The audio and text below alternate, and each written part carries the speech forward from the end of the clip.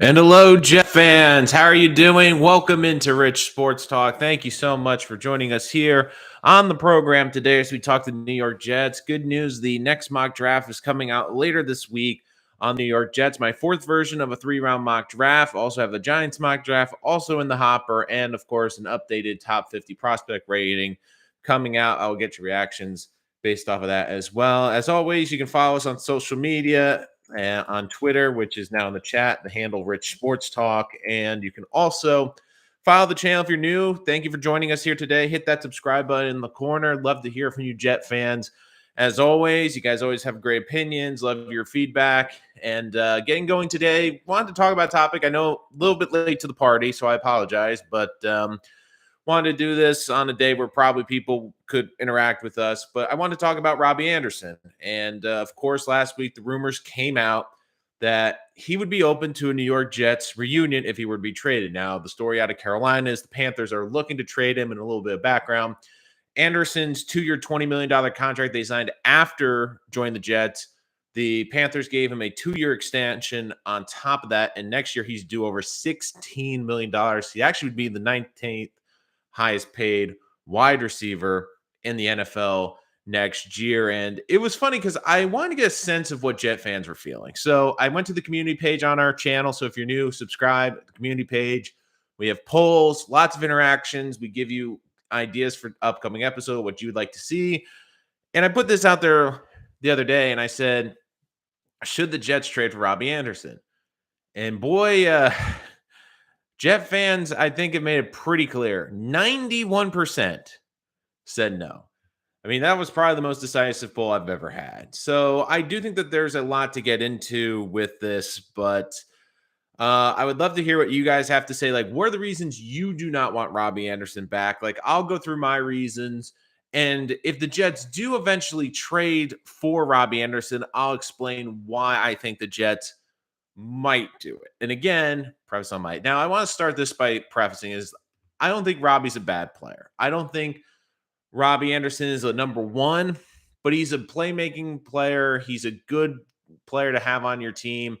And for me, I think a lot of the vitriol that Jet fans had about the whole moving on from Robby Anderson and Joe Douglas famously, after letting him go and the Jets not having a lot of playmakers, said that was his biggest regret, letting Robby Anderson go.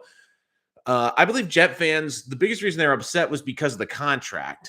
I mean, the Panthers gave him a $20 million contract for 2 years, but a lot of it was incentive-based. And at the time of the Jets not having a great receiver for Sam Darnold, it was like, why can't the Jets do this? Why can't they bring him back on kind of a prove-it kind of contract? And then, of course, he has the incredible year in 2020, 95 catches, 1,096 yards, only 3 touchdowns. But again, you saw with a competent quarterback in Teddy Bridgewater what he could do. So the Panthers gave him the huge extension. And this year he's just owed slightly under $17 million, about 16.8. The interesting thing about his contract is, and why the Panthers are likely going to trade him is if the Panthers do trade him, here's the caveat to the contract, which is they would only have to pay $7 million of the contract of the guarantee if he's traded, as opposed to the full 15 to 16. And the big thing about Anderson's contract is 2023, very limited guaranteed money. So pretty easy to move on from after next season, after the 2020 season. But for 2023 too, I mean, it's kind of difficult. And you saw it last year, a big drop in deduction, 53 catches, 513 yards, 5 TDs. And when you consider one of those touchdowns and 69 yards came against the Jets in week 1, it was definitely a disappointing season for Robby. And can you attribute that to the terrible quarterback play in Carolina? Can you contribute it to the offense having a lot of problems? Brady Quinn, sure. But Robby's also been a guy who's never really been incredibly consistent. This is my opinion of Robby Anderson. If you guys disagree with me, you can tell me in the chat.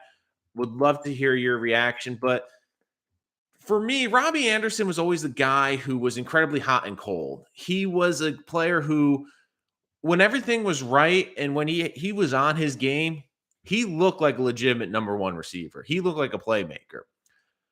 But the problem was you'd see a game where he'd have like 6 catches, 100 yards, and a touchdown. You're like, okay, he looks like a legitimate one. And then for the next 2 or 3 games, it'd be like he'd have a total of 7 catches, maybe 80 yards, no TDs, and kind of would disappear. And you look, he only had over 1,000 yards in one season, only broke over 900 yards twice. The most touchdowns he ever had was in 2017 with the Jets was 7. And even with the Panthers, over the 2 years, he's only caught 8 touchdown passes. So again, you look, he's going to be 29 next year. Robby to me would be an elite number 2, but his biggest problem is consistency. And that was the biggest problem with the Jets. And the reason Joe Douglas didn't bring him back, and he's gone on the record saying this, is he felt that Robby wasn't a consistent enough player, and they were concerned that if Robby got money, they were concerned about his off the field. They were concerned about him putting in the work. And Robby's also a limited player. As talented as he is, Robby has struggled with the route tree. He's not a great route runner. He's been inconsistent catching passes. And you look right now, this contract that the Jets are looking at, if they were to take it on, for example, it would really be, to me, a detriment because they're already paying Corey Davis about $15 million a year. And I think Corey Davis is a better player all around than Robby Anderson. Robby Anderson means a more explosive down the field player, but for what the Jets offense is looking for, Corey Davis is a better fit. I would look at this situation like the following. If the Jets did trade for Robby Anderson, I do think 3 very important things would have to happen. And it would also tell you some very important things. Number one, I do not see the trade happening till well after free agency because I do think the Jets are going to look that route for Allen Robinson. I do think they're going to try to find a legitimate number 1 in free agency or via the trade market. If they do make a move for Robby Anderson, number 2, it tells you that they do not believe any of these receivers in this draft are an impact player year 1. There's good players in this draft, but they're telling you like they don't think that there's a guy that's going to help this team dramatically this season. And the third reason, and this to me is the most important, is the Jets feel like, and I believe Joe Douglas will feel like he needs to win that trade. Where when it comes out what they got Robby Anderson for, people are going to say, okay, like the Chris Herndon trade, like the Jamal Adams trades, okay, that was a no-brainer. If the Jets, let's just put this out there, traded for Robby Anderson and traded like a 6th-round pick or a future 5 in 2023, I feel most Jet fans would be like, okay, that's really nothing. And worst case scenario, the Jets can pretty much cut him after next season. But to me, that's after if the Jets cannot find someone in free agency, someone through the trade market, and they don't feel there's anyone in the draft. There's a lot of caveats before we get to that point. And when I look at it, I just feel like there's definitely better fits. And even for the system, I don't think Robby's a good fit because Robby, his best skill set is taking the top off of defense. And again, that's great to have in an offense, but when you're looking at wide receivers that are successful in this West Coast system, they're great route runners. They're good route tacticians. They're able to create separation. They're able to function within the scheme. And the best plays for Robby, it isn't getting the ball and making a play. It's beating someone down the field and beating the coverage. And that can still be a valuable asset to have on a team. But the Jets cannot go and trade a high pick for him, and I don't think they will. And also for a guy that's going to take up a lot of the cap. And here's the other interesting. It's going to be a $16 million cap hit. Now, Braxton Berrios is not as good of a wide receiver as Robby Anderson, talent-wise. But I would be more willing to give $8 or $9 million to Braxton, even as a backup, because Braxton does a lot more, and it makes more sense to me. Because Braxton is an all-pro kick returner, which Robby doesn't do. He is a gadget player that you can use on jet sweeps, that you can use him running the football in the offense. He understands the system. He doesn't have to be out the speed. And more importantly, he's already developed a connection with your young quarterback. If you're going to bring in a legitimate receiver, you're going to bring him in because of the talent, because you do know there's going to be a bit of a learning curve with Zach Wilson, especially early next year.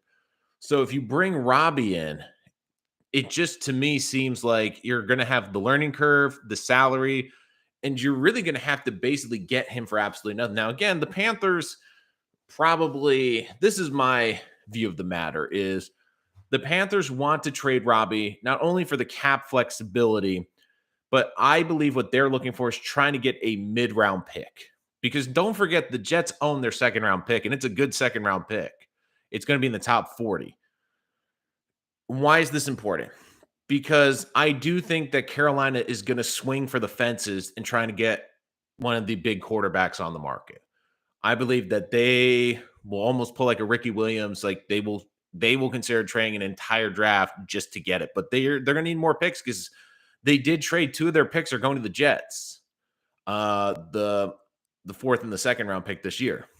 So right now, Carolina has that 7th pick, which is highly valuable, but they only have like a third. So for me, I really believe what they're trying to do with Robby is get a 3rd round pick for Robby, get a day 2 pick to help package for a quarterback. And it might not be for an elite quarterback. It might not be for a Rodgers or a Wilson or a Deshaun, but I'd be fascinated to see if they are one of the key players in Jimmy Garoppolo, because could they considerably package one of their defensive players and 2 third-round picks to San Francisco, not give up the number 1? Because you're not trading the 7th pick for Jimmy Garoppolo, but you look at that division next year. I mean, is there a bigger mess than the AFC South? I mean, think about it. Brady just retired. Who's the Bucs quarterback? The Saints are a complete mess. They just lost their Hall of Fame head coach, and they don't really have a quarterback situation figured out. And even in Atlanta, Matt Ryan is the best quarterback in that division, but I don't think that roster's ready to win. You get a good quarterback. Like if you put Jimmy Garoppolo in conservatively because of the injuries, if Jimmy Garoppolo and Christian McCaffrey played 14 games, so they missed 3 games next year, I personally feel like that team wins that division. And that is an owner that's aggressive. And Matt Rule understands that he's on the hot seat. I mean, they've already fired their offensive coordinator. And when we've seen with the Giants, when coaches feel their jobs threatened, they're going to fire coordinators to take some of the heat off of them. So getting some chats now. I'll get back to my rant a little bit. Just want to answer your questions. Again, guys, thank you for answering the poll. 91% of you saying you did not want Robby Anderson back. Salmon Jets, I say bring everyone back, but it all depends on the contract now. No more overpaying the Jets tax. And Salmon, like I don't hate bringing back Robby, but to me, it has to be something where the Jets give up like a pick that's like a throwaway pick, like a day 3 pick that you're like, okay, the Jets gave up nothing to bring in Robby Anderson. And in some regards, I almost would feel more comfortable like still bringing in and trading for an elite 1 and then bringing in Robby. Again, the contract is not great, but you can get out after 1 year. And it's a bit overkill for receivers. But if Robby's your number 3, you have Elijah in the slot, and Robby's like a rotational outside receiver, especially if injuries happen, that to me is almost ideal than having him be your starting number 2. But I truly believe that the Panthers are looking to get a mid-round pick. I don't think they're going to get that, though, realistically, because Robby did not have a good year. And Robby always had that kind of stigma with the Jets that people were worried that once he get paid, he wouldn't perform. It was kind of like what was with Leonard Williams, which is like, okay, in a contract year, they're going to look great. And you saw it with Carolina. He looked great after getting that contract. But I also wonder with Robby too, it's kind of also like we always look at Robby and he's one of those players in the NFL where we look like the talent doesn't match the production. Like we overvalue the talent, but then when we see the production, like, okay, the production doesn't match the talent that we're seeing. And like with Robby, a lot of it also too is I get the one of the arguments is going to be, well, he hasn't had a great quarterback, and the best quarterback he probably had was Teddy Bridgewater, and he had 1,000 yards. But could that maybe be better if he was with Zach? Sure, but don't forget the Jets have also had him in that building. I understand it was a different coaching staff, but Joe Douglas has had his scouts there. Joe Douglas has had his people there. And if they didn't feel comfortable giving him over $20 million for 2 years, why would they feel comfortable with him with more money, $16 million, and they have to pay a pick to get him? Because, again, this is a situation where he's going to get traded because the Panthers have to trade him. That's the other reason I don't think they're going to get mid-round picks, because everyone knows the Panthers are trying to trade him because they take less of a burden with the salary. They only take a $7 million hit than a $16 million hit if they cut him. Snoopy, Robby was supposed to be improving and studying film, be the best Panther he can be. Come to find out Robby was studying what was going on with the Jets. That's a good part. I mean, he was also saying too, like the Panthers mascot. I mean, again, that viral clip that first year when he was asked about Sir Purr, who, for those of you who don't know, is the Panthers mascot. And he's like, "Well, what's that bear doing in the stands?" And it was the Panther mascot. So, Brian Sill, hello, Brian. Thank you for joining us. I just want to my people who are draft defensive end. Mr. Douglas grabbed a defensive end from Dallas, high motor guy. George fan type sign. I think he gets significant snaps. Are you talking about the game, the defensive end from Dallas? I'm just trying to wonder the question. I think, are you referring to Lawrence if he gets cut? Um, Again, another guy that was cut too, who's always been. It's funny, like two guys that are probably going to get cut. That it seems like we've always talked about every offseason is Brandon Scherf, the guard from the Washington football team or Washington Commanders now, who that name. And it's fascinating because I wonder if the Jets will back up the Brinks truck for him. I do think they'll be interested. And the other one is Dante Fowler, officially cut from the Falcons. Fowler is going to be funny though, because again, Fowler was the type of player that for the past couple of seasons, he fit the Jets mold as the 3-4 edge rusher. Now, if they can get Fowler on a decent deal, I wouldn't hate it. I still don't think that takes them out of the contention of getting a good edge rusher. I'm just trying to look up really quickly how Fowler did last year. And Fowler's funny too because 27 years old. I mean, he can play defensive end. I mean, weighs about a little bit under 260 pounds, so he can play that outside edge. You look at Atlanta last year, only started in 6 games, injury issue, so I don't think he's going to get much of a contract, but still 4.5 sacks, 3 sacks. I mean, we all know his big season was 2019, 11.5 sacks after going to LA after a season of being with Jacksonville and between LA. And you look, Atlanta signed him to that big extension, only 7.5 sacks, but he only started in 19 games over the past 2 seasons. So that's going to have to be a low signing for the Jets to make it work. I mean, they're going to have to do like a 1-year contract. I don't see them giving big money. I don't think a lot of people isn't going to do that. And again, DeMarcus Lawrence was brought up in the chat. The guaranteed part of his contract is over. 29 years old. I know. I love just one of the first things that pop up. Is he still going to be a Jet? I did see like the rumor about him getting cut, and if he does get cut because of the Cowboys are in a tough situation, I would consider Lawrence. Really good edge rusher. Kind of been weird the way they've also handled him too in a bit because they keep bouncing around between the 4-3 and the 3-4. He fits more of that 4-3. But last year, of course, he was also injured, only played in 7 games. And the one concern I would have though is, I mean, Lawrence is a big name, but we saw he made the 2 Pro Bowls in 2017, 2018, got the big contract, 24.5 sacks. And ever since he got the big contract, it has not been great in Dallas. Now, is part of it because the defense hasn't been great? Is part of it because teams have been double teaming him because the defense hasn't been great? But you look, 5 sacks in 2019, 6.5 sacks in 2020. Last year, even with the injury, 3 sacks.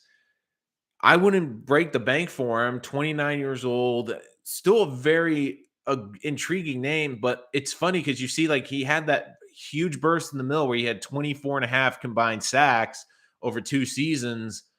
But then you look at the rest of his career where he's had 6 total seasons and he's had the same amount of sacks over 6 seasons as he did over 2 seasons.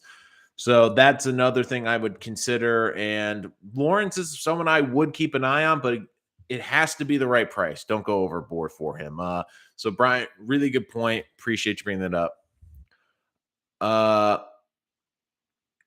The Hawaiian guy that picked up from Dallas, I think he's talking about Ane.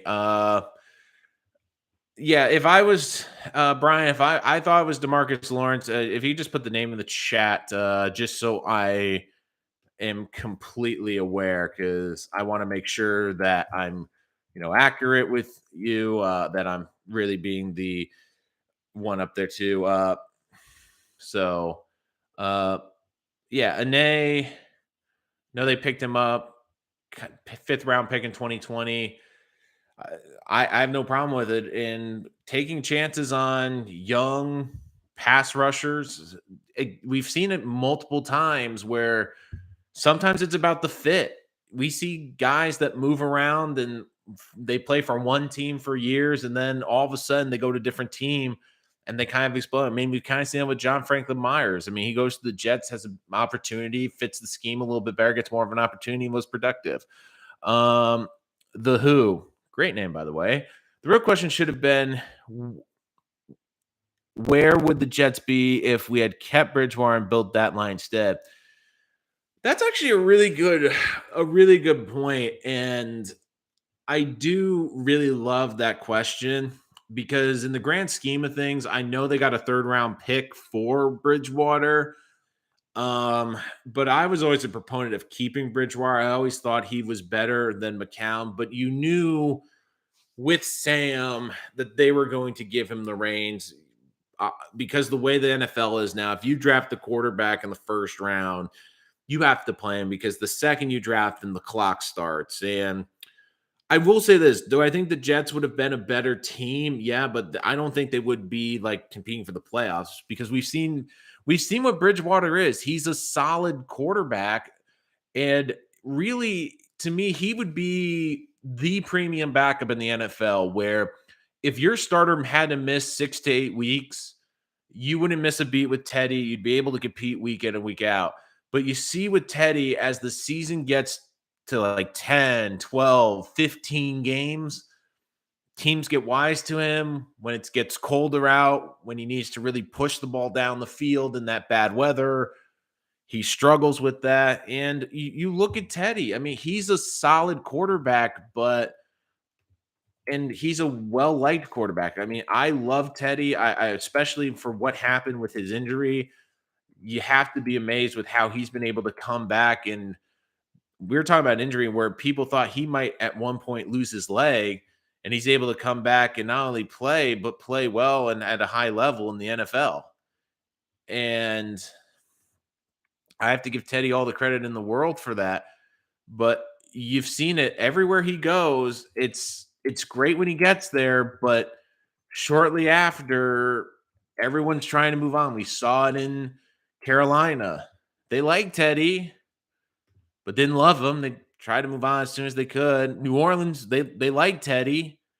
I mean, I think in retrospective, every team we talk about, I mean, we talked about the Jets moving on from him, but the I mean, look at the Saints right now with their quarterback situation. Part of me thinks they wish they kept Teddy. But you look in Carolina. He was 4-11 to start this year in Denver. He was 7-7, 18 touchdowns, 7 picks. But that's with a really good defense. That's with a lot of good weapons. That's with a good offensive line in front of him. And let's be honest, if Teddy was the Jets quarterback, the best case scenarios, they're probably an 8-win team, maybe a 500 team. If they have a top 5 defense, maybe one year they sneak up to 9 or 10 wins, but that's what they would be. And you wouldn't be passing Tom Brady while he was still here with the Patriots. You would not be passing the Bills. And in some ways, you might be hard pressed to pass the Dolphins. I'm crazy thinking of picking Jermaine Johnson at 4. What's crazy about him before the senior? Now I don't want to play a fire and trade back. If Thibs and Hutch are gone, pick JJ at 4. Well, Solomon, good news. I working on the big board right now. Johnson's moved up well into the top 15. I really like the kid. I love what he did in Mobile. To me, he would almost feel like one of the safer picks at 4, because unfortunately, though, I would worry just because if he is picked in the top 5, just with the New York media and a lot of fans, they're all of a sudden going to expect 10, 12 sacks as a rookie, and I don't think that's going to happen. and I've said this even with my scouting report, is Jermaine Johnson's going to be a starter in the NFL for a long time because he's a great run defender. And that is such an undervalued asset at the defensive end position. But he's going to be a long-term star in the NFL. The question was, would he be able to develop enough of a pass rushing move? Because despite his physicality, despite his athleticism, you didn't really see the toolbox develop. And you started to see it this year at Florida State, but you really saw it in Mobile where he not only was winning consistently, but he was winning with different moves. And I mean, that's one of the critiques I've had on George Karlaftis, which is Karlaftis wins with one way. It's straight up power. He tries to bull rush you and beat you that way.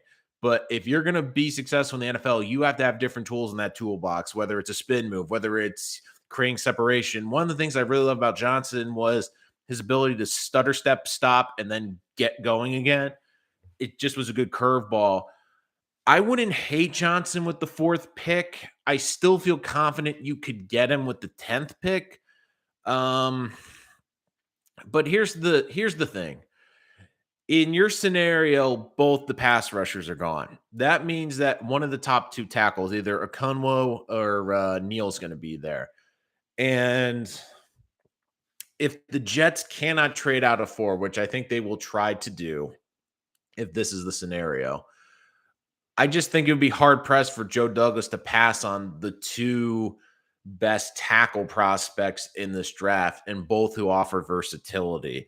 And I know that they love Penning, but these 2 guys have really good upside, especially Econo probably has the most upside of any lineman in this draft. But even Neal gives the Jets a starting player at 4 different positions. He can play left, right tackle, left, right guard. So Neal can come in, be the right guard day one, be a high-end starting guard, and if Becton goes down, he gives them a potential pass protector. So I love Johnson. I just don't see them going high at 4. They would love to probably get him at 10, but if their intel tells them that he could go a couple picks early, maybe they try to move up from 10 to get him by using some of their later draft capital to move up and get him. So Robby did disappear a lot. Brandon hurt too much. Yep. Speaking of 3rd rounder for Bridgewater, do we keep Flacco and trade Michael F. White? If we trade him, can we get a 3rd pick for him? But that's going to be tough, Solomon. Jet fans really love Mike White. I just don't think a lot of scouts had the same faith in Mike White. I mean, there's a reason he was a practice squad player. Even the Jets, I mean, they were moving on from him. Personally, the reason I think they have Flacco is because he's had the experience, and it's more kind of a talking board, like what Josh McCown brought to Sam Darnold. But I just don't see a team that's going to invest, because if a team's going to invest a top 2-day draft pick, like even a 3rd, 4th round pick, they're telling you that he's got a chance to start. And look, Mike White had that unbelievable Sunday against the Bengals. And I went on the next day saying this is one of the most impressive wins we've seen the Jets in years. But I did tell Jet fans, like, got to pump the brakes here, because we've seen these performances. We've seen this countless times in the NFL where someone has the game of their life and then we never hear from them again. And granted, I mean, the Colts game that next week, Mike started the game off great and then got injured. And then he played the Bills and then struggled. And let's be honest. I mean, you love the completion percent, 66% in his couple games, was really moving the ball down the field, but still 8 interceptions in 4 games and then the 3 starts. If you're going to be a quarterback that doesn't have a wow arm or really wow athleticism, you got to be able not to turn the football over. And look, could a team, if Mike White goes out there and lights it up in training camp, and let's say a big-time starter goes down for a team for the season or something like that happens, could they maybe get one in training camp or at the midway point of the season? Sure. But right now, I don't see the Jets getting a 3rd for him. They're going to get maybe at the most a day 3 pick for him. And if that's the case, I'm more inclined to keep White, see what he brings into training camp, another year under his belt, To me, if you feel confident that Flacco has given enough knowledge to Zach Wilson, maybe you move on from Joe Flacco and you go with Mike White as the backup. I don't think that that's a big prompt either. But this is the other thing I've been saying about Denzel Mims. I have the feeling that the Jets are not going to trade him by the draft because the draft value is so terrible right now. But what I could see is you go through training camp, you hope he has a great camp, they show up in shape, that during the preseason, you're probably going to protect your big time receivers so they're good to go for day one against Zach. You give Denzel a ton of time playing the preseason. You give Mike White a ton of time playing in the preseason, and you hope a team, they have a circumstance where they all of a sudden need a player, and the Jets, voila, have Denzel Mims ready to go or Mike White ready to go. And for the Denzel Mims, you probably, because again, because of his career, because of everything that's gone on, you're probably not going to get a lot for him. You will get more for White if White is traded, but the best scenario for Mike White is he goes out, lights up, shows improvement in the training camp. And even at that point, if he's looking that good, the Jets might be hard pressed to trade him because you want a good backup for Zach Wilson because you want to compete even if Wilson has to miss a couple games or misses a game because of time. So unless some team blows you away, I think Mike White's going to be the backup on this team. And for Mims, just similarly, I feel like they're going to have to go into training camp, give him a ton of looks, give him a ton of reps, hope he looks great in the system. And if they feel confident with the receivers and the depth they had, and a team says, look, we'll give you a fourth because our top two receivers tore their ACLs. I mean, I'm trying to remember. There was one team in training camp this last year. I can't think of who it was, but there was a team. Maybe you guys can tell me in the chat. But it felt like they lost two of their top receivers with ACL injuries in the first and before the training camp was over. So that could be a scenario too. Sorry, going off on Denzel Mims tangent, but Brian said, yes, I thought Bridgman won that competition with Sam, but the Jets had to start Sam. Good question. KD, I think Robby has a better chance of moving to a Florida team, his hometown. Let's see. Tampa, no, because they're gonna try to go after Chris Godwin. Their cap situation is terrible right now. Miami's got a ton of receivers too. I don't see that happening. Jacksonville is the one place, maybe just because they have so much cap space and they need to get Lawrence weapons. I know Marvin Jones is a nice receiver for them, but they need to make that work. And if they can get him for the right price, sure, maybe Jacksonville for Robby. That's the thing. Like, I was really thinking about this as part of it too. And one of the reasons I believe Robby is putting this out there, he wants to go back to the Jets, is because I think he's wise to the fact that a lot of teams probably don't want to trade for him. And at least with the Jets, there's still some guys in that locker room that he knows. It's a place he's played before. It's a place he's comfortable with. He understands if he does well in the New York marketplace, that's good for his brand. That's good for his image. And he might be looking at an opportunity. Like, if I go and help Zach Wilson, who has a great arm, especially pushing the ball down the field, and I have another great season, and somehow the Jets cut me, even though I'll be 30, I'll have another chance to maybe convince a team to break the bank for me and give me another big contract. I mean, that could be another reason why he's pushing so hard to come back to the Jets. But like I've said, if the Jets trade for him, it tells you a couple of things. Number one, they couldn't get anyone in free agency that they wanted. Number two, they couldn't get anyone on the trade market that they valued because either asking price was too high or they just couldn't get the deal done. And then more importantly, it tells you this: they don't feel that there is a receiver in this draft that is better than Robby Anderson is, or that will be as good as Robby Anderson. And that tells you a lot. And this is not a great draft, but I do like Chris Olave. I do like Treylon Burks. There's some very good receivers in this draft. But if the Jets feel like they're not going to make that big of an impact over the first two seasons, or Robby Anderson is going to help Zach Wilson develop quicker than the other guys, then sure. But the only other thing I believe is that Joe Douglas is going to have to come out feeling he won that trade. He's not giving up a coveted top 2-day draft pick. He's not giving up because he's got, 5 of the picks are in the top 69. He's not giving up one of those picks. If he gives up a 5th rounder for Anderson, sure, but there's so much things that go into that. I just don't see that happening. It would have to be so overwhelming where basically the Jets traded a draft pick where people go, okay, the Jets couldn't say no to that pick. It was just that obvious. KD, I think we're okay. Sorry, I read your question over KD. There's rumors that Washington will offer 3 firsts and chase for Watson. If that happens, or if Houston gets another solid pass rusher for Watson, that greatly improves our odds to land Thib. And the other news out of Houston is not only looking to trade Watson, but Tunsil's also come out there. And another interesting name who I almost would consider more than Robby is they're also talking about trading Brandon Cooks. Now, again, Cooks has, like Robby, had some injury issues in the past, but you look at the production between the two, it's incredible. I mean, we talk about Brandon Cooks not being an elite receiver. I mean, Brandon Cooks has had 1,000 yards in his career 6 times. Robby's only done it once. And even last year on a bad Houston team, where he was the only offensive option, 90 catches, 1,000 yards, and 6 touchdowns. I would be more inclined to go get Brandon Cooks. Again, do I think Cooks is the number 1? No, but I do think he is an elite number 2, or at the very least, maybe a low-end 1.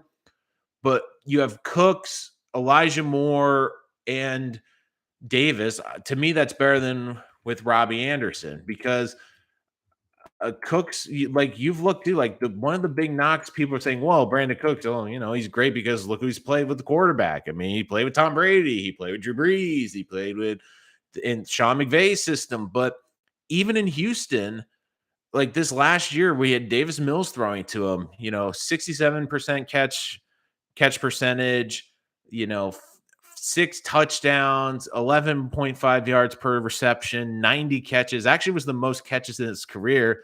Target 134 times, played in all 16 games.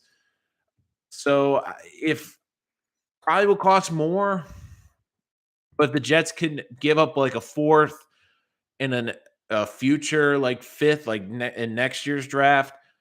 I would look into it. And like I look at the contract for next year, $12 million and $12 million cap hit for next year, and a huge extension signed beforehand, but 12.5 million next year, less cap hit than Robby Anderson, what I believe is a lot better player than Robby Anderson. So I would really go after Brandon Cooks a lot harder and really push to bring him in as opposed to next one. Again, like the big thing is his contract's void after the 2023 season. So Jets will likely have to re-up the contract, kind of a 1-year deal. But in some ways that helps the Jets too, because if they're not going to get a guaranteed contract, you're probably not going to have to pay as much of a premium. Daquan Jones, I wouldn't mind Robby coming back for a late round pick. Yeah, 5th, not bad. Rather Robby than Cooks. Cooks, not bad. The either one is an upgrade. See, I disagree. Like, I think Cooks is a better receiver than Robby. I mean, you just look at the stats. Like I just said, Robby's had his career high was 7 touchdowns, and you look, Cooks has done 9, 8, and 7 in 3 years, and Robby's had only 1 season with over 1,000 yards and 70 catches, and you look at Cooks. I mean, Cooks has done that multiple times with the catches, and he's had the only year he didn't get 1,000 yards was in 2019, and part of that was he was hurt, and part of it too, he's just kind of buried on that Rams depth chart when you had Cooper Kupp, when you had all those really good wide receivers. And you look at last year in Houston, you can't tell me that Davis Mills wasn't successful last year because Brandon Cooks was there. I mean, Brandon Cooks was a huge part of that. And you could make the case too, in terms of production, Cooks is more consistent than Davis, and Snoopy brought that up. And, I just feel like you don't have to give up too much because they're just completely rebuilding. They'll take anything. I don't even think you have to get the 3rd round pick, but if I was the Jets and I could get Brandon Cooks and then draft another kid in this draft, what I would personally do, and again, my mock draft coming up, so part of this plays into it, but if I could trade one of the 4th round picks and another 4th next year, so 2 fours. I would do that for Cooks and then try to trade back into the first round using one of the 2 picks to pick up a receiver that falls, because one of these receivers is going to fall in this draft because there's such a short of linemen and pass rushers in the 20s. I think there's a chance that London's sitting there in the 20s or Chris Olave sitting there in the 20s. I mean, there's going to be a receiver that's sitting there in the 20s that you could bring in. Then all of a sudden you have Brandon Cooks, you have the young first round receiver who doesn't necessarily have to be on the field the right way to make an impact, and they can ease him in a little bit.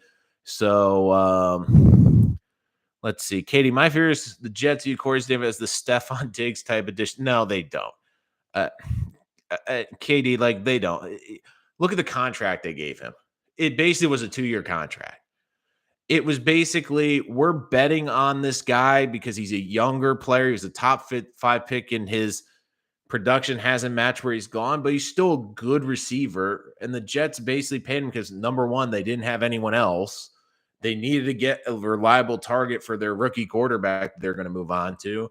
And you look at the contract, like I said, it's basically a 2-year contract where if Corey Davis is not great this year, the Jets can get out of that contract. So if they believed he was Stephon Diggs, let's put it this way, it would have been like a 4-year, 5-year contract. They would have invested a lot more into him, and they would have been a lot more concrete. But you look, I don't think they feel Corey Davis is the number one in that group. If they thought he was Stephon Diggs, do you think they'd be this active looking for more receivers or looking for a number one? Like, you've heard everyone that covers the team, their big priority is finding a number one receiver. If they believed that Corey Davis was the number one receiver, would they be looking for a number one receiver? So Corey Davis to me is a great number 2 outside receiver. Can do a little bit of everything. Can stretch the field, big body, can run good routes. Last year when he was the number 1, struggled a bit. If you can get a great number 1, put Corey Davis at 2 and Elijah Moore in the slot, this could be a fun offense. Daquan, pretty close between the two. Give Riley a slight edge because of catching. Cooks be dropping some clutch ones. I mean, but Daquan, I get that, but Robby also dropped a lot too. And think of it this way. Robby had 5 touchdowns this year and 543 yards. Let me just double check. 513. I was being a little gracious. Did you know one of those touchdowns and 69 yards came on one play, and that's because the Jets put in a backup safety in week 1? So, again, like, we say that Robby, we keep making excuses like, well, it was the bad quarterback play.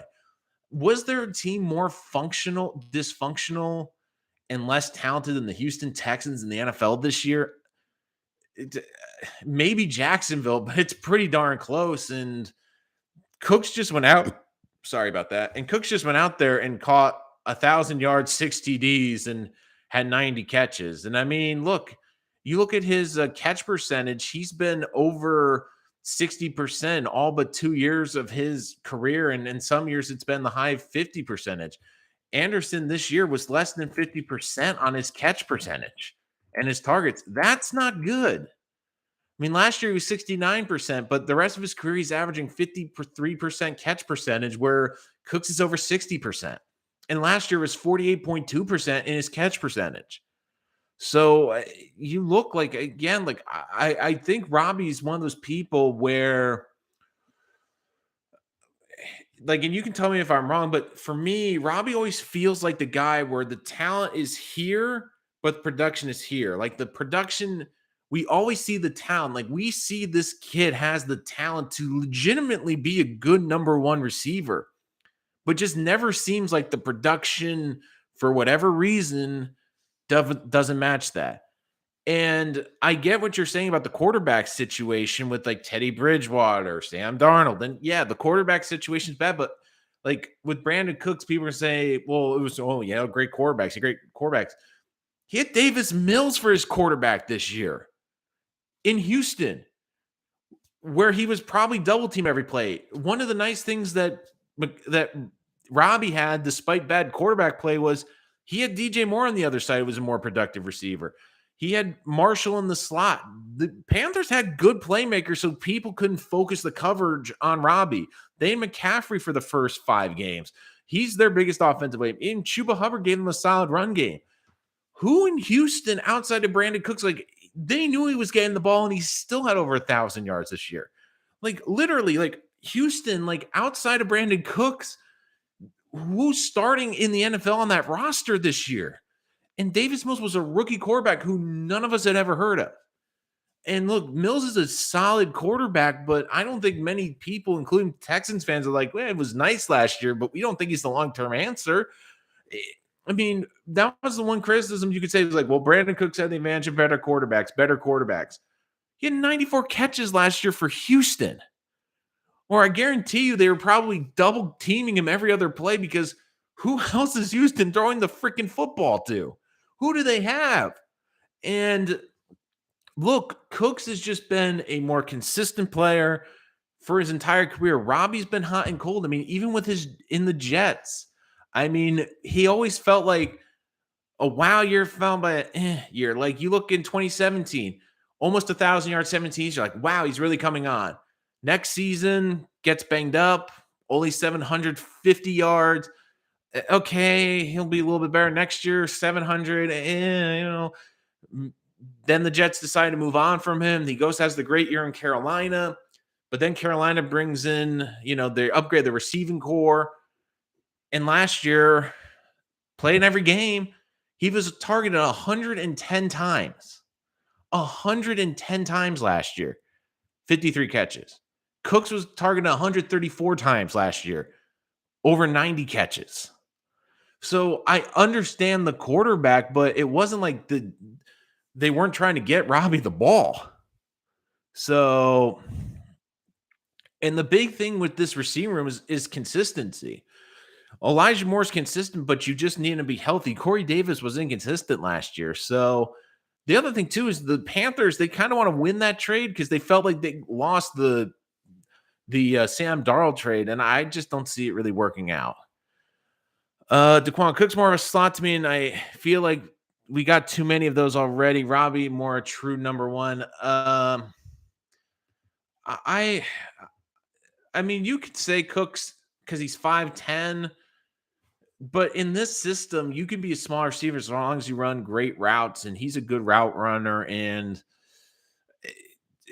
like, I just don't feel like Robbie's a number one. Like, I don't think Cooks is either, but if you had to put money on it, if you had to say which receiver is going to help Zach Wilson develop more, to me, it's Cooks, because Cooks also has a good benefit like that he could bring to that room. Could Cooks bring in his lessons of playing in Sean McVay's office, in Sean Payton's offense with Drew Brees, with Tom Brady, because he's had experience playing with three of the best quarterbacks, well, two of the best quarterbacks, but three of the best offensive minds in the NFL, could he help bring that to Zach Wilson and say, hey, this is some things that Tom Brady did well, and this is how he approached the game. This is how he saw things. Could he be a good kind of mentor as a receiver for Wilson? Because Robbie, again, has not played with a great quarterback. So could that be a situation where maybe even from being a leader and being someone that's had experience in varying different offenses, and that thing with Cooks has gone through different quarterbacks, different systems, different lineups in the offense, different roles in the offense, and everywhere he's gone, he's been productive. And even with the Texans, where you thought, even myself this year, I'm like, wow, Cooks is really going to have a bad year. That team's terrible. They don't have a quarterback. They don't have a run game. He's still at over 1,000 yards. I thought he was very good. Jared Helmuth, I like Cooks, but he's not a number one. Wouldn't want to trade for him. I think Elijah is too similar, and I think we need someone who's close to true one. Again, like, I agree with that. Like, Cooks isn't the first priority. Like, if you get like a Calvin Ridley and Allen Robinson, a true number one, I'd go for that. But I'm just putting a scenario out there where you can't go out and trade for a number one. Maybe free agency doesn't work. I'm just saying, like, if we had to compare Jared between the two, I would rather go and trade for Brandon Cooks than Robby Anderson.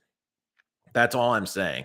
Is I just feel like Cooks would be a very good addition, but like, it's kind of a worst case scenario. I do want the Jets to go out and get a number one, but I just feel like he would be a better option as for a trade option than Robby Anderson. Imagine we get Drake London and Cooks or Robbie. Drake London and like even Traylon Burks. Like in some ways, I like Burks better than London, just scheme fit.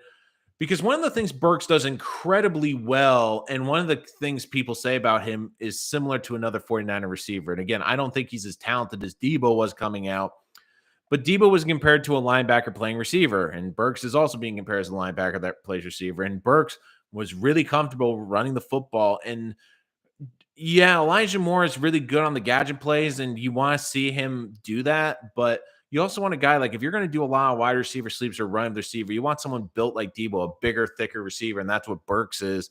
So could Burks fit this role as, yeah, maybe he's not a guy that catches 6 passes for 90 yards and a touchdown every week, but could he be a guy that gets 4 or 5 catches, but then also adds 40 to 40 yards on the ground on some plays? I like, to me, he fits what the Jets are looking for, maybe a little bit than London. But this is to say, like, if the Jets can't get Robinson, if they can't get a number one free agency, if for some reason they can't go out there and get a true number one, I wouldn't be opposed to drafting a kid, but then also still trading for Cooks and adding them to room because you can't have too many good receivers. Cooks is better than Anderson, but I wouldn't want to make either a priority. Yeah, this is kind of like the backup situation because, again, like I'm saying, like if the Jets were to trade for Robbie, I said so much would have to happen. And to me, this is what would have to happen. And I'll reiterate it, which is the Jets couldn't find someone in free agency. That didn't work out. The trade market for an elite number one didn't work out. And then after all of that, they didn't feel there was an impact receiver in this draft. And which to me, the last scenario is probably the least like. I think there's probably 1 or 2 receivers this team likes. But if that's the case, then they might trade for Robbie. But that tells me if they trade for Robbie, they don't feel there's a player that's going to be as impactful as Robbie day one. And in some regards, too, and I've said this too, is I think Robbie's overpaid for what he is at $16 million next year. I'd rather overpay Braxton Berrios and give him $9 million. Again, that's very pricey for a backup receiver, but it's a backup receiver that's an all-pro kick returner, which Robbie isn't. It's a backup receiver that already has a great rapport with the young quarterback that you have, and it's a wide receiver that can do a lot of different things, whether it's gadget plays, whether it's running the ball as a wide receiver, and he's proven he can be a good fit in the system, and he's a good locker room guy that people really love and respect in your building. I mean, even when Robbie left, it wasn't the feeling around the Jets. It wasn't like, oh my God, we're losing a great piece of the locker room or great team. It was kind of more of Panthers gave him kind of nothing, and the Jets didn't have any other receivers. It was like, well, why the Jets let him go when the Panthers are paying him peanuts? Like that was the more disappointing thing. I personally prefer Ridley or Cooper, though. I would still draft a receiver at 10. I like Ridley better. Of course, you have to figure out the mental state he's in right now. Cooper I like, but even Cooper, like Cooper's funny, man. Like we always talk of him as a number one, and he kind of is by default. But it always feels like he kind of is a disappointment. Like he's still a very good receiver, and he still would be the best receiver on the Jets. But to me, it always feels like with Cooper, he does a good job, but it always kind of feels like at the end of the day, you're like, yeah, I felt like we'd get a little bit more out of Cooper. KD, again, guys, thank you for joining us today. If you have any questions, put them in the chat. If you have a strong opinion if the Jets should or should not trade for Robby Anderson, put that in the chat as well. Make sure you hit that subscribe button. If you know other Jet fans that love Jets content, make sure you have them subscribe to our channel. We have more mock drafts and other mock drafts coming out this week for the Jets. My 4th version, of course, we'll do the full 7 round once free agency is over. We talk a lot about the NFL draft. And, of course, we have my NFL draft big board, which is also in the chat right now. You can follow us on Twitter at Rich Sports Talk. But getting back to the chat, KD, I think something to know about this Jet team over the last 2 years is they haven't signed the obvious names. I think the receiver they end up getting is someone we haven't talked about yet. That's a very good point. And it kind of goes to what Braden Bethwaite is saying. Do you think Denver would trade Jerry Jeudy?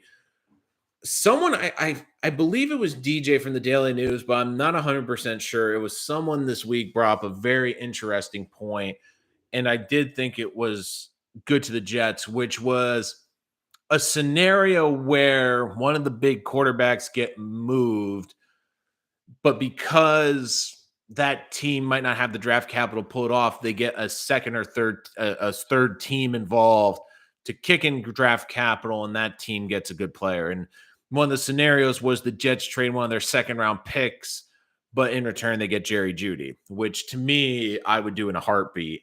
But I think it would only happen if it was part of a bigger deal. Like, I don't think the Broncos are just going to straight up trade Jerry Jeudy, especially for a second round pick for the Jets. To me, it would have to be like, okay, the Jets are giving us a premium pick that we're using to go get a Deshaun Watson, go out and get an Aaron Rodgers, go out and get an elite quarterback.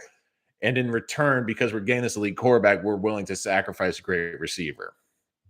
I know Seattle, someone mentioned DK Metcalf a couple ones ago. I believe that's off the table because I don't think Russ is going anywhere. And I just think that the Seattle will never do that because the feeling in Seattle is that they've still got fleeced by the Jamal Adams trade. And it would almost feel like that front offense needs to win the DK Metcalf trade back. And I don't think that Joe Douglas is going to go overboard and overpay for a wide receiver.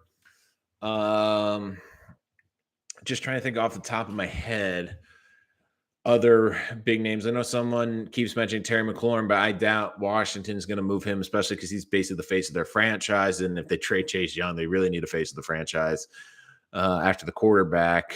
I'm just going through every team in my head. I mean, Juju's on the market probably, but I doubt the Jets view him as a number one at this point. Odell said Odell would be maybe tricky, especially with the injury now, but Odell, I think, is going to stay in LA. Mike Williams is a good player, but has had the injury issues on the free agent market. I still would view Allen Robinson as a good option, even if the Jets have to pay. Let's put it this way. If the Jets are going to pay a receiver $15 or $16 million or $17 million, take a Sean Allen Robinson before you take a Sean Robby Anderson, because Robinson's younger. He's been a more explosive receiver, bigger receiver, stronger receiver. I just think is a better fit than do that. Robert Woods, KD, is someone I don't view him as a one. Like, he to me is a high 2, low 1. I just don't see the Rams moving on from him because he's like Cup. Like, there have been interchangeable parts with that team, but the two ones that seemingly are the same are Woods and Cup, because what they do is they do a bit of everything. They might not be elite at one or two things, but they do everything incredibly well, including blocking. They're versatile. You can move them all around. I just don't see them moving on. And again, I don't see them giving up a ton for Odell. I think Odell's probably going to come back to them on a decent deal, especially now with the ACL injury. So I love Robert Woods, but I just don't see the Rams moving on from him. I think the Rams would move on or change something with the cap before they move on from Robert Woods. I may be in the morning, but I don't want to draft the receiver in the number 1 round. This class, there's no consensus of one. Get receiver free agency trade up. Like, again, Jared, I said this earlier. I wouldn't draft a kid at 10 either. My thought process for the receiver is, if you're going to draft a kid in the first round, do it in the 20s where the Jets can move from one of their 2 second-round picks. Like, package that like a second-round pick and a 4th-round pick to move up into like 25, 24 to take someone that drops. Because there's always a receiver that drops. And we saw with like Elijah Moore. I mean, they might even get a receiver at the top of the second round. But even still, like, I really love the kid from North Dakota State that blew up the Senior Bowl. I thought he was great, especially at 6'5", 208 pounds, can run a 4.4. I would take more of a shot on him in the second round, but he's a kid I think would fit really well. Chris Olave, I've been on the record saying, like, I really love that kid. I think he'll be an unbelievable pro, and I don't think he'll be a 1, but he will be an incredible 2. But he's just a playmaker, great route runner, can do a lot of things. And I think he could be sitting there late in the first round and early second round. And London, I mean, there's a chance like even Burks, like I feel like Burks could be there in the 20s. I don't think you need to go up there and get. I think the Jets wait. They could still get a very good receiver in the second round, like they did with Elijah Moore. And like I've said with my big board, all the receivers are close because I don't see a huge drop off from number 1 through number 6. I really don't see it. And I've said this before with this draft, especially with the wide receivers, a lot of the positions, but mostly the wide receivers. It's going to come down to the teams, what they are looking for in the fit where these guys go. It's not necessarily going to be who's the best receiver. It's going to be, well, we want a big physical outside person. That's why Drake London is more valuable, or maybe a Traylon Burks. But if we're looking for a smaller, faster guy, maybe Williamson, Olave. I mean, Dotson from Penn State. I mean, there's a couple different guys who fit very differently. So I don't like, again, Jared, I agree with you. I don't see the Jets taking receiver at 10. If anything, I think they're going to try to trade back a couple times, but I believe they're going to trade back into the 20s, whether it's for an O lineman if they miss out on the first 2 picks or for a receiver, because a receiver falls where they had like with Elijah Moore, like they were talking about trading back up for Elijah Moore last year. But what I believe is going to happen is if there's a receiver they have a top 15 grade on in this class and he's sitting there in the 20s, they're going to say, look, the value's too good right now. Let's go up and get him. Like that's how I see how that works out. Braden, I agree, Jared. I don't want a wide receiver in the first round. I like Justin Ross and Kyle Phillips in the lower rounds. Yeah, Ross is a kid. Like he's on my big board too. You have to keep an eye on. And Ross is someone that could really kind of move up in this process because when we're talking about a lot of these receivers, there are a lot of different flavors, but you look at him and he's the 6'4" kid that can run really well. If he has a great pro day, I think that's going to help. And a lot of it too is people are killing him for last year in his production, but Clemson was just a tire fire last year. I mean, their offense was a mess. The quarterback situation was a mess. The program took a huge step back last year, and it really did hurt Ross. And I do think he needs to work on the concentration, but he could easily be a first round pick in this draft. And I do think the Jets could easily get him in the second round. And again, there's probably 9 receivers that are going to be in the top of the draft, including Dotson, the kid from North Dakota State, who I really like. And you look like you can get very good receivers. I mean, even at the Senior Bowl, like I wouldn't be shy if the Jets take a receiver in the day 3 just because they were able to work closely with them. But I don't think there's a true number 1. There's a lot of good, not great. And I think you can get like a B+ receiver in round 2 and slightly miss out on an A- one. I mean, there's really not that big of a drop off. George Pickens is someone to keep an eye on early round 2. Probably would have been top 3 if he didn't get hurt in 2020. Yeah, Pickens is another one to keep an eye on. Like I'm just looking at my wide receivers on my board: Williams, Wilson, Burks, London, Olave, Dotson. I do have Justin Ross. He's 44 on my big board. But I mean, there's going to be a couple more receivers that go on the top 50 in the next round. Pickens could be a bit of a gamble. And for me, this Jet team and this front office, they don't want to take risks and gambles in this draft. So I just don't see them going after Pickens if he's sitting there on day 3. And I mean, don't forget the Jets have the 2 fourth-round picks. I think they're going to use to move up, but he could be someone later. And here's the other thing. To me, the Jets, the way they look at the wide receiver position to me is I think they feel that they're good, that they're not desperate like they were over the last 2 years. I think they've gotten to a point now where they feel they have some good depth. They have some good players, that they have some depth on the depth chart. So they're just looking for higher end talent. So if they can get that on the draft, that's great. I think they're going to look for it in free agency. But it's a unit where they don't necessarily have to add like in years past where it felt like they need to add 2 or 3 receivers. So you also have to keep that in mind too. There's a lot of other positions on this team that they need to address. And one of the things I will say that Joe Douglas has done nicely is with this rebuild, at least the Jets come in this off season and into this free agency period where you're like, there isn't a position where outside of tight end where the Jets have to get a player, especially early and start early. I mean, you could say that for maybe safety, but I do think they're going to address that in free agency. I just, again, with the receivers, there's a lot of good in this draft, but the Jets already have Elijah Moore. They could bring Keelan Cole back, I believe, on a cheap deal. I mean, he's a good backup or rotational receiver. They have Corey Davis. They have Braxton Berrios, who I believe is still going to be a Jet. I mean, there's 4 good receivers right there. And don't be surprised they go add another one in free agency. They still have Dental Mims on the roster. I mean, it's, again, I know at the end of the year they were decimated by injuries, but it's not a position where I don't think that you want the high end talent. You just don't want good talent because you already got good. Where should the draft priority shift if they trade, sign a receiver one? Well, a lot of else depends on what they give up in a trade because that's going to impact your draft strategy significantly. But let's say hypothetically, the Jets give up let's say a second and fourth round pick for like a Calvin Ridley, let's say. So they still keep the 2 ones, but they lose a second round pick and then they lose a fourth round pick.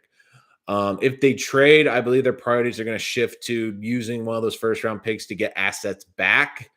Especially the 10th pick is a valuable one because I do think a lot of teams are going to view that as kind of the position too where Justin Fields went last year with the Giants. And we got that market value, which is roughly a first round pick, a third round pick, and a future one. And if it came down to that, I think the Jets would look and say, okay, we'll propel back from 10, like Steelers, if they love a quarterback and need a quarterback. Don't forget, there's a lot more quarterback needy teams now with a couple of retirements that all of a sudden it's not a good quarterback class, but you need a quarterback. So at 10, does that become a position where the Jets propel back to the late teens or the 20s?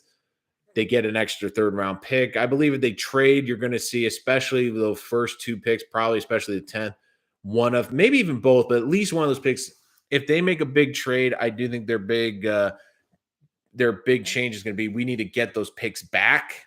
So that will change the draft priority, KD. The other thing too is if they sign a guy, I don't also rule out getting a receiver because again, we saw it last year where this team got decimated by injury at wide receiver. We've seen the Arizona Cardinals draft 4 receivers in a draft. We've seen the Bengals seemingly draft 3 first round receivers that could be number ones on teams. And even last year, drafted Jamar Chase. I mean, you can't have enough weapons in the NFL nowadays, especially with a young quarterback. So even if they go out and sign a guy or even trade for someone, don't be surprised to get a receiver, maybe not in the top first round, but there's a good receiver sitting there that they value in round 2. Don't be surprised in day 3. And don't also forget, too, they did the Senior Bowl lot. Like maybe there's a guy under the radar that they really like that they feel they could get in round 4 that they probably have a mid-second round grade on. I mean, don't forget, like when we've seen this all the time in the Senior Bowl where players that all of a sudden all of a sudden that they look very different. Like they're on the roster of the team that was scouting up the Senior Bowl. So I do think that's something you have to keep an eye on. And I mean, the Jets, they got to work with a lot of very different receivers this year. They got to work with a lot of ones uh, that they could maybe get in the later round. I'm just trying to see if I can find out who exactly was on their team. Because again, to be honest with you, when I was covering the Senior Bowl and I'm checking it out, I really was looking at more of the offensive linemen, at more of the pass rushers. Because again, to me, those were a little bit more pressing needs, and there really wasn't a huge wide receiver. I mean, a lot of the big wide receiver prospects weren't there in Mobile. So, but there's definitely guys that they could definitely be looking for. Just don't forget, too, the Jets as of now have 4 picks on day 3, but that could easily change if they maybe move a guy to get a later round pick. Maybe it's included in the trade back where they sneak in an extra pick here or there. So, like, don't rule out that all of a sudden the Jets are not going to draft receivers, especially late. Because, again, like, I do believe Denzel Mims is likely going to be dealt at some point, probably closer to after the Senior Bowl. Sorry, after the preseason. Sorry about that. So that's something I definitely keep an eye on, and but it's just going to be very interesting to see how the Jets attack this offseason. And I do think that one of the things you will see is they will go after the receiver hard. Then it doesn't matter where they're going to go. So again, guys, any more questions for the chat? Talk a little bit more draft, wide receivers, but wrap it up. Again, I just don't see the Jets making a big push for Robby Anderson. Again, a lot of things have to go wrong if he ends up on the Jets, and I just don't think it's a good fit. And a lot of you agree with me. 91% of you on our poll on the community page said, look, I don't want Robby back. And for me, there's a lot better options. And where the Jets receiving room are, it's not bad. It's just you want a really elite player, and that's not what Robby is. And to get that elite player, I don't think that there's necessarily one draft, and maybe the Jets think there is one to draft. I don't think that that's something you can rule out. But the other thing too is don't just rule out that the Jets are not going to be active. I think they're going to be very active, looking for a receiver via trade or especially in free agency as well. But just waiting to see if you guys have any other questions for the chat. Just want to see if you have any final thoughts today. Wide receiver, draft, Jets in general. I know we've been going kind of long on this Monday, so just want to see if we got any other questions before we head out today. Of course, guys, mock draft coming out later this week. Also, we'll have more Giants content for the Giant fans coming out this week as well, their mock draft. And we will also make sure to have more Jets content and updated Jets content, especially as we progress through the offseason. Free agency just around the corner. We'll have reactions to who the Jets are signing. And we will also keep an eye on, see if they make any big moves, especially on the trade market. I mean, that's something that you always have to keep in mind. But just looking at the chat, looks like you guys are good for the day. So appreciate you guys joining us. Make sure you share this with your friends. We try to get more Jets fans in the community. But thank you guys for joining us so much today. More Jets content coming to you here on Rich Sports Talk. Thank you so much for joining us here today.